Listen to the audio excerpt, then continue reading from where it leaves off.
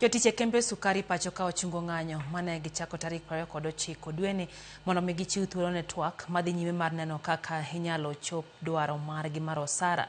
Ng'anyo no yande oseng'iko chenro e kembe sukari kaka Muhoroni, Nzoia, Sony Sugar kod Chemelil, kamane jotich machon kod masani bende chudo maromo bilion 18 ne gidware. Kinde romo mane ochuo e kom kod jatend migawo mar pur Mutahi Kagwe kod jodito mag riwruoge jotich kembe sukari ne gichopo winjruok mar chulo jotich bil achiel e jumbe 2 ka chudo mamoko ibiro tim kokalo budget ma kojolo kod budget ma ibiro los mar puothe kod od bura mamalo kata mibro puodhi kod od bura mamalo. Kagwe okwayo jod bura ahinya to mawuok e gwenge ma ipure niang' mondo mi obed e opara manyime ene oni omenda wuok mapiyo mondo ochulgo jotich.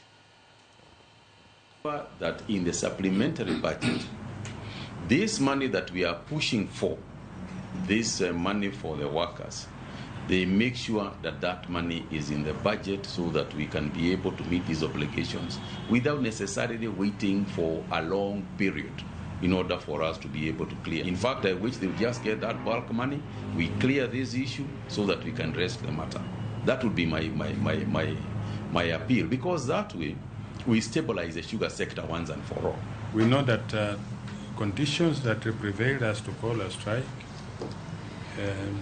have been addressed, and we are continuing to address because the government, the ministry has allowed us to continue engaging either directly or through the transition committee. We want to appreciate the initiatives we have taken, more so Sugar Board to take up initiatives that are very sensitive to the workers, as we have indicated to them. The payment of the arrears, which is coming within the next 2 weeks. We appreciate that. And we want to just indicate that since we are now engaging and talking, we'll ask our workers to go back to work.